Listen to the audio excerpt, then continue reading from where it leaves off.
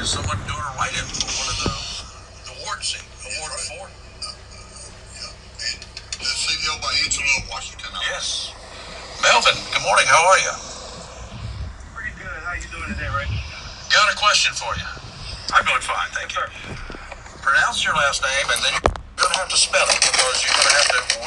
We're just discussing this between us here. So, how do you pronounce your last name? My last name is pronounced Uring, E-U-R-I-N-G. Okay. Now, when you go to the polls as a write-in candidate, as Elliot has pointed out, it's going to have to be spelled correctly. Yeah. Yes, sir. It does. It has to be. Yeah. You got some work to do. That's correct. That's why I've been out in the community, passing out materials. I have knocked on doors. I've been going basically door to door and going to events. I've been passing out refrigerator magnets so folks can have something they can put up on their refrigerator to keep track of and take to the polls with them with the spelling of my name on it. I've handed out cards that tell folks they have to write me in with the spelling of my name on it. I've been hanging up, been going out in neighborhoods and hanging out door hangers that have my name on it, explaining that they have to write in. I've even given out sample ballots that I've hung up out in the neighborhood to show the process for writing in my name, where they have to write it in, what that process looks like. I've been trying to make sure that folks understand exactly what that looks like. Would it have been a lot easier just to file for office? It would have, but I didn't make the decision until it was after the deadline, so I was just behind the power curve on that. Okay. You're a retired Marine, right? I am. I served 24 years in the Marine Corps. I retired last year.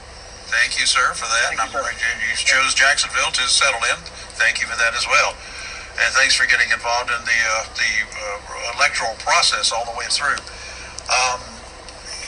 How do you identify yourself, politically speaking? I'm unaffiliated. Okay. Unaffiliated. Do you lean to the left or to the right? To be honest with you, I think when we talk about parties, if that's what you're referring to, I think that there are both good and bad candidates in both parties. So I tend not to pick a party. I look at what people stand for, and basically what I look at is, are you good for our country and are you good for our community? And that's how I choose when I go out to vote. So what are some of the issues that have motivated you to get involved in this race? Basically, for the time that I've been in Jacksonville and living in North Carolina, I've spent about 16 years here in North Carolina, and I've spent somewhere between, I think, about 12 years in Jacksonville, 12 to 14 years in Jacksonville during my time when active duty and retired. And I've been out working in the community. I started off as active duty Marine, and then obviously I've been retired since last year, worked in the community, doing community service with churches and elected officials, nonprofits, everywhere from Raleigh to here in Jacksonville, and seeing what's been going on in our community with the homeless, with folks having issues with shelter, folks having issues finding food, some of the issues with our youth. And I'm chairman of the board with a mentoring organization, and so some of the things that I see that we lack here are some recreational activities to keep our youth engaged. So that's one of the top things that are on my platform. And then also want to see more collaboration between our citizens and our elected officials, and then also our community service organizations that are supposed to serve our family,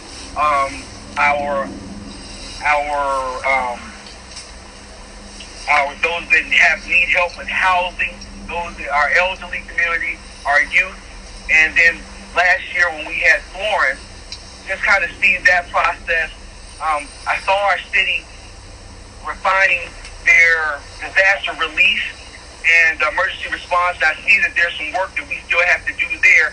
And I have a master's degree in training and development, so I do organization development. And what we look at is process improvement when you're doing organization development.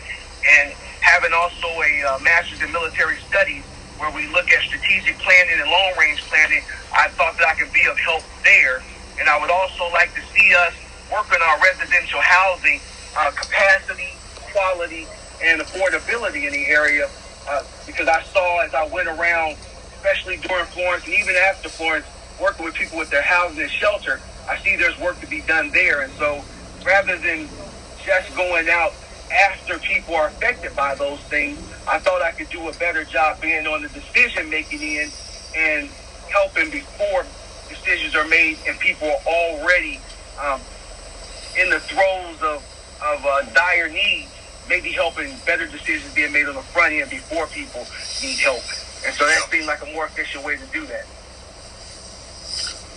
Well, did something happen? I mean, after the filing period ended, apparently this kind of thing. I mean, what happened before the filing period? What happened after the filing period that said, okay, I'm going to go ahead and do this? You said you got behind the curve on that one, but I don't understand. You know, I mean, what changed your mind? I guess. So essentially, the story. The way it goes is I originally I didn't see myself being a part of politics. I've had a lot of people tell me, have you ever thought about running for office? And I was out doing a lot of community service, working in the public, working with elected officials. I was actually doing some consulting with one of the other councilmen. And as I sat in city council meetings, a lot of people came up during conversations and said, hey, have you ever thought about running for office? And my answer was always, that's not really my thing. I'm not a politician. I'm not into politics. I just like helping. And more people said you should consider running for office. And my answer was consistently, that's really not my thing. And my wife actually said to me one day, you come home frustrated about the decisions that are being made as you go out and help people. And, if you were in that position, you wouldn't have to be so frustrated about the policies that you say are not helpful to people, that you don't think are doing the right by people. And to be honest with you, what I did was I talked to friends and family, and I kept hearing that basically that same theme come about. And a friend of mine said, maybe you're running from something you should be doing. And I went home and I prayed on it, to be honest with you. And there was another incident, and I'm not going to say which incident it was because I don't want to try to vilify anybody. But I went down to help some people with another incident, and when I walked up,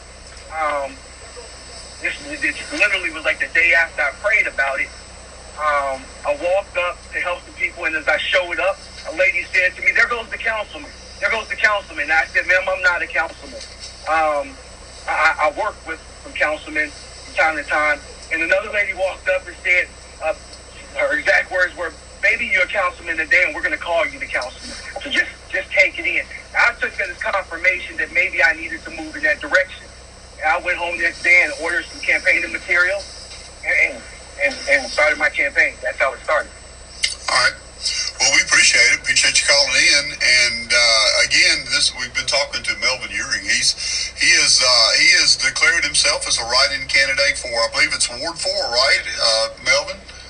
Yes, Ward 4, yes, and the seat now held by Angelia Washington. We appreciate you calling in. Yes, sir. And point out too, you retired, and I think you achieved the rank of major. Yes, sir. I started out as an enlisted Marine, did 8 years enlisted, and then I got commissioned, did 16 years as an officer, achieved the rank of major. I was actually selected for lieutenant colonel and chose to retire after 24 years. Well, wonderful. Thank you. That's a huge success in itself. From enlisted to a major. Thank you, sir. All right. Got to take a little break here. You're live and local, the New Talk 96.3. We'll be right back.